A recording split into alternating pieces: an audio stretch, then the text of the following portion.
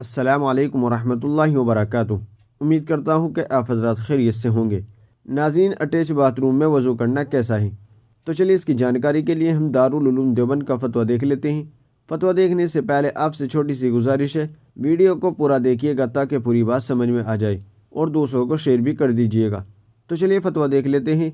चुनांचे किसी साई ने दारुल उलूम देवबंद से सवाल किया है, क्या गुस्ल खाने और बैतुल खला जिसका एक ही दरवाज़ा है और बैतुल खला की सतह गुस्ल खाने की सतह से तकरीबन 9 इंच ऊंची है, क्या गुस्ल खाने की जगह पर दुआएं और वज़ू वगैरह किया जा सकता है?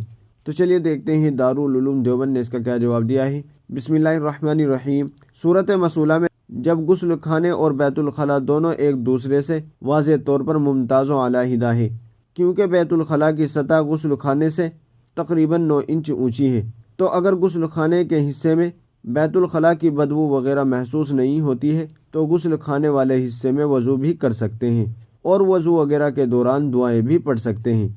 अलबत्ता दुआएं निहायत हल्की आवाज़ में पढ़ी जाए, ज़ोर से नहीं। वल्लाहु ताला अलम। दारुल इफ्ता दारुल उलूम देवबंद। नाज़रीन, उम्मीद है कि मसला आपकी समझ में आ गया होगा। वीडियो को ज़्यादा से ज़्यादा शेयर कर दीजिएगा और हमारे चैनल को सब्सक्राइब करना ना भूलिएगा। तो चलिए फिर मिलते हैं किसी दूसरी वीडियो में। अस्सलामु अलैकुम वरहमतुल्लाहि वबरकातुहू।